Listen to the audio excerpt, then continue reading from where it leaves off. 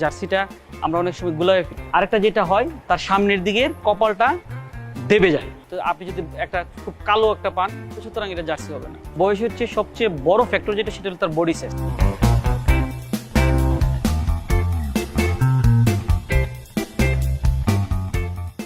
জার্সিটা আমরা অনেক সময় গুলায় ফেলি।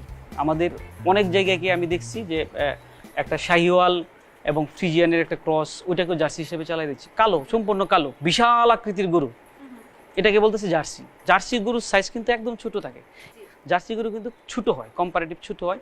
তার সবচেয়ে সুন্দর ক্যারেক্টারিস্টিকটা হচ্ছে তার গায়ের রং। এটা দেখলে আপনি দেখবেন চমৎকার। তার কান, এই দুইটা জিনিস একটা অন্য ধরনের একটা ভাইব সৃষ্টি করে। যদি আমরা এই গাবিটার ক্ষেত্রে, আমরা বকনাটার ক্ষেত্রে চিন্তা করি, এটা হচ্ছে গিয়ে ভালো একটা জার্সির বকনা।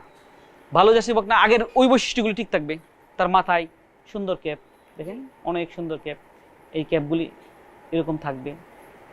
আরেকটা যেটা হয়, তার সামনের দিকের কপালটা দেবে যায়, মানে দুই দিক থেকে কপালটা এই যে ভিতরের দিকে ঢুকে যাবে।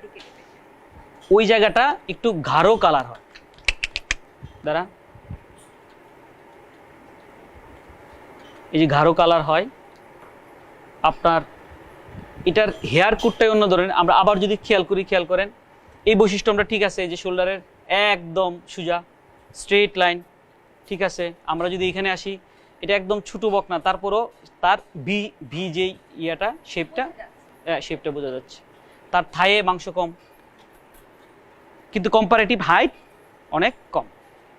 তাহলে একমাত্র জার্সির ক্ষেত্রে আপনি হাইটটাকে অ্যাভয়েড করবেন, সাইজটাকে অ্যাভয়েড করবেন, কিন্তু বাকি যে বৈশিষ্ট্যগুলো, এই বৈশিষ্ট্যগুলি অবশ্যই আপনারা দেখবেন। এটা হচ্ছে জার্সি। এই জার্সিটার ক্ষেত্রে আরেকটা জিনিস হচ্ছে কি, কোট কালারটা, যেটাকে আমি বারবার বলতেছি, জার্সির ক্ষেত্রে এই যে ফন কালার, লাইট ফন, এই যে ডার্ক ফন, আর এই যে একটু ব্ল্যাকিশ কালার, এই তিনটা কালারের বাইরে সাধারণত জার্সির কোনো কালার হয় না।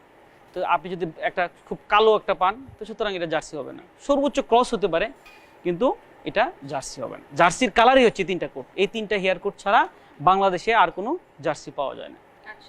বিশ্বে আর একটা পাওয়া যায়, একটু সাদার মধ্যে একটু অফ হোয়াইট, যেটা এটা পাওয়া যায়, কিন্তু বাংলাদেশে এই তিনটা কালার ছাড়া আর কোনো জার্সি পাওয়া যায় না। এই জার্সিটা এটা আসছে একটা ফ্রিজিয়ানের সাথে ক্রস করে এই জার্সিটা পাওয়া গেছে। আর না হলে এটার সাইজ আরো ছোট হতো। তাহলে এটার পরে আর কি আছে, আর নাকি আমরা আজকে এই পর্যন্তই শুনবো? আরেকটা যদি আমরা দেখতে পাই, শাহিওয়াল জার্সি,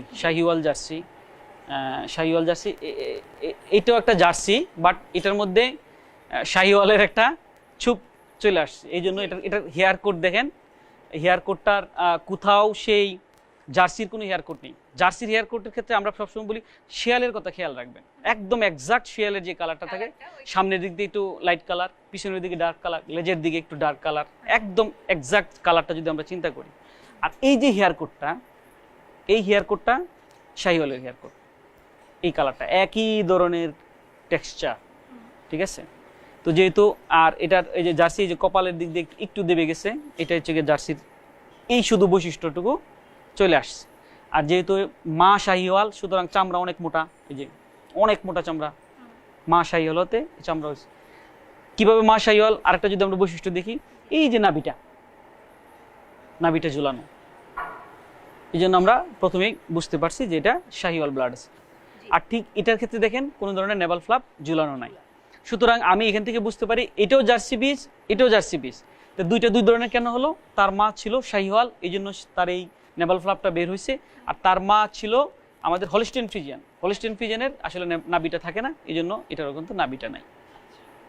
এবার ওই যে খুরার ব্যাপারটা যদি আমরা, হ্যাঁ, খুরার ব্যাপারটার ক্ষেত্রে এটা একটা, যদি পিছনের পাটা দাঁড়ানো দেখি, তাহলে আমরা এই যে এখান থেকে এখানের এই অ্যাঙ্গেলটা থাকবে না। এটা অলমোস্ট আপনার 15 থেকে 20 ডিগ্রি পর্যন্ত শুধু থাকবে। আর যেই গরুর খুর ভালো না, তার অ্যাঙ্গেলটা হবে এখান থেকে এটা সামনের দিকে চলে আসবে, মানুষের পায়ের মতো সামনের দিকে চলে আসবে। এই অ্যাঙ্গেলটা, এই যে এখান থেকে এটার অ্যাঙ্গেলটা, বাঁকাটা যত কম থাকবে, যত স্ট্রেট লাইনের দিকে থাকবে, এই গরুর পা তত ভালো। আপনার বিশেষ করে এই জায়গাটায় এরকম সামনের দিকে হাঁসের মতো দেবে যাবে। যদি যার পা ভালো না তার ক্ষেত্রে। আর এটা দেখেন অলমোস্ট স্ট্রেট, ছড়ানো হ্যাঁ থাকে এটা আর একটু সোজা থাকে। হ্যাঁ, এটা অলমোস্ট স্ট্রেট লাইনের কাছাকাছি। এটা হচ্ছে ভালো খুর চিনার উপায়। আচ্ছা। আর আর কোনো আছে ক্যারেক্টারিস্টিক? একটা দাঁড়ানোর ভঙ্গিটা যেটা বলছিলাম যে যখন দাঁড়াবে একদম স্ট্রেট লাইনের মতো দাঁড়াবে, এই দুইটা পায়ের মাঝখানে এরকম থাকবে, এরকম ভিতর দিকে থাকবে না কখনোই। কখনোই ভালো গাবি কিংবা ভালো বকনা দুই পা এভাবে আমাকে যদি এখন দাঁড়ানো দেখেন, জাস্ট এই যে স্ট্রেট লাইনটা হচ্ছে। আর কিছু কিছু দেখবেন এরকম হয়ে গেছে, এখান থেকে এরকম দেবে যাবে, কিন্তু ভালো বকনা বা ভালো গাবি কখনো ভিতর দিকে দেবে থাকবে না। এই হচ্ছে আমাদের বকনা, ভালো বকনা চেনার একটা উপায়। আচ্ছা, আর এর পাশাপাশি আমরা যদি খাদ্য ব্যবস্থাপনাটা বলে দেই, এই ধরনের ভালো বকনা বা যেরকমই হোক না কেন বকনার খাদ্য ব্যবস্থাপনাটা কেমন হওয়া উচিত?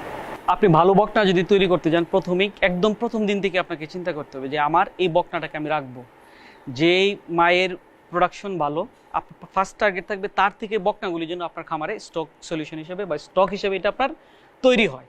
প্রথম দিন থেকে এই জন্য বলতেছি আমরা, কি কারণে? বাচ্চাটা হবে, হওয়ার পরে শাল দুধ খাওয়াতে হবে, পর্যাপ্ত পরিমাণে শাল দুধ খাওয়াতে হবে আপনাকে, 2বার 3বার 4বার করে শাল দুধ খাওয়াবেন। তো এটা হলো আপনার ফার্স্ট প্রায়োরিটি। সেটাই একটা পরিমাণ আছে না, কতটুকু খাওয়া? আমরা বলি যে বডি ওয়েটের 10%। বডির একটা গরুর সাধারণত আমাদের যদি ফ্রিজিয়ান বলি তাহলে 50 কেজির মতো একটা হয়, তাহলে 5 লিটার আমরা বলি এটাকে। এগুলি 30 কেজির মতো হবে বাচ্চা অবস্থায়। এটাকে আমরা 3 লিটার দিব, দুধটা দিব। তারপর দুধ খাওয়াতে হবে, মানে পর্যাপ্ত পরিমাণে দুধ খাওয়াতে হবে। এই দুধ খাওয়ানোর কোনো বিকল্প নেই। তারপর এটা যখন আপনার 2 মাস চলে যাবে, 2 মাসের মধ্যেই আমরা এটাকে হালকা দানাদার দিব, এক মুঠ ভুট্টা দিয়ে রাখবো সামনে, সে এটাকে খাবে। আস্তে আস্তে তার রুমেনটা ডেভেলপ করবে, একটু ঘাস দিব, সে আস্তে আস্তে ঘাসটার সাথে, ঘাস আমরা আরও আগেই শুরু করি, 20-25 দিন পর থেকে ঘাস শুরু করি, যাতে এটা এমন না যে সে খাবে, সে জিব্বা দিয়ে চাটবে, চাটার ফলে এখানের যে মাইক্রোবসগুলো, ঘাসের মাইক্রোবসগুলো জিব্বা দিয়ে আস্তে আস্তে পেটের ভিতরে যাবে। তখন আমরা বলি রুমেন ডেভেলপমেন্টটা তার আস্তে আস্তে সুন্দর হবে। যদি তার রুমেন ডেভেলপমেন্ট হয়, তার খাবার দাবারটা আস্তে আস্তে সে খুব তাড়াতাড়ি এটার সাথে অভ্যস্ত হয়ে যাবে। যত বেশি অভ্যস্ত হবে তত তাড়াতাড়ি তার গ্রোথটা ভালো হবে। এখন যেটা হচ্ছে, আপনি হালকা দানাদার দিতে হবে তাকে। প্রথম থেকে হাফ কেজি দানাদার দিব আমরা, ভালো দানাদার দিব। যখন এটা আস্তে আস্তে 1 বছরের কাছাকাছি চলে যায়, তখন কিন্তু আমরা গাভীর যে খাবারটা দেই অলমোস্ট ওইটাই দিব আমরা, জাস্ট এটার ক্ষেত্রে একটু কম পরিমাণে দিব। আমরা বলি যে মেনটেন্যান্সের জন্য 3 কেজি দানাদার, বড় ধরনের একটা যদি বকনা হয় তাহলে মেনটেন্যান্সের জন্য আমরা 3 কেজি দানাদার দিতে পারবো আমরা যদি ফ্রিজিয়ানকে দিই, আর এটাকে 2.5 কেজি দানাদার আমরা দিব। ওই একই উপকরণ দিয়ে খাবারটা তৈরি করতে হবে গাভীর জন্য? অলমোস্ট ওইটা দিলেই হবে, কারণ যখনই আমরা আলাদা করতে যাই এটা হ্যাসেল তৈরি হয়, একটা খামারের জন্য এটা হ্যাসেল তৈরি হয়। আমরা একটু পরিমাণে কম দিব, কিন্তু ওইটাই দিব। আর পাশাপাশি ঘাস, ভিটামিনটা হচ্ছে কি, ঘাস ওই পর্যায়ে ঘাস খুব ফরজাইনের মতো, আমরা বলি ফরজাইনের মতো এই কারণে, কারণ গাভীটা যদি সময় মতো হিটে না আসে তাহলে আপনার কিন্তু লস। যত তাড়াতাড়ি হিটে আসবে তত তাড়াতাড়ি আপনার জন্য মঙ্গল। অলমোস্ট হলিস্টিন ফ্রিজিয়ান ভালো জাতের যদি বকনা হয়ে থাকে, ভালো পার্সেন্টেজের থাকে, তাহলে 12 মাস থেকে 14 মাসের মধ্যে সাধারণত তারা চলে আসে। অলমোস্ট জার্সিও কাছাকাছি টাইমে চলে আসে। শাহিওয়াল যদি পার্সেন্টেজ থাকে তারা একটু সময় নেয়, একটু বেশি সময় নেয়। তো ওই সময়টাতে আমরা কাঁচা ঘাস এই জন্য দেবো, কাঁচা ঘাস দিলে এটার সাইকেলটা ঠিক থাকে খুব, যখন সময় মতো হিটে আসে বা সাইকেলটা ভালো বোঝা যায়, এই জন্য কাঁচা ঘাসের কোনো বিকল্প নেই। সময়টাতে কতটুকু পরিমাণে কাঁচা ঘাস দিবে? এটাকে আমরা 8 থেকে 10 কেজি আমরা, হ্যাঁ জার্সিকে, আর এটাকে 12 থেকে 14 কেজি পরিমাণ আমরা কাঁচা ঘাস দেবো পার ডে। হ্যাঁ, এই জায়গাটা আমি যদিও এই প্রসঙ্গটা এখানে আনবো কিনা ভাবছিলাম, তারপরও যেহেতু আপনি আছেন আমি একটু জেনেই নিতে চাই যে আমি খামারিরা বলেন, আপনারা বলেন যে 14 মাসের মধ্যে যদি কনসেপ্ট করানো যায় ভালো, এটাই বলে থাকে, কিন্তু খামারিরা বলে যে না, 18 মাসে যেই বকনাকে আমি কনসেপ্ট করাতে পেরেছি বা 21 মাসে গিয়ে করাতে পেরেছি, তার রেজাল্টটা আমি ভালো পেয়েছি। এইটা একটু আপনি বলুন। জি, এটা একটা ফ্যাক্টর। এটা ফ্যাক্টর হচ্ছে গিয়া, এখানে বয়স তো আছে একটা ফ্যাক্টর, বয়স হচ্ছে সবচেয়ে বড় ফ্যাক্টর, যেটা সেটা হলো তার বডি সাইজ। তার বডির সাইজ যদি, তার কনফরমেশনটা যদি ঠিক থাকে, আপনার 200 কেজির কাছাকাছি 180 থেকে 220 কেজি চলে আসে, তার মানে সে কনসেপ্ট করার জন্য সে রেডি।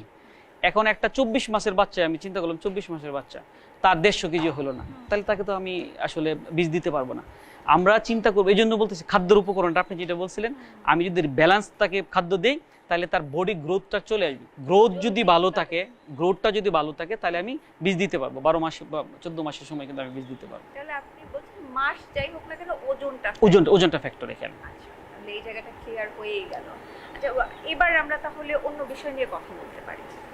আর কিন্তু আজকের পর্বটি আমরা এখানেই শেষ করতে চাই। আশা করছি আপনারা উপকৃত হবেন আমাদের আজকের পর্বটি দেখে।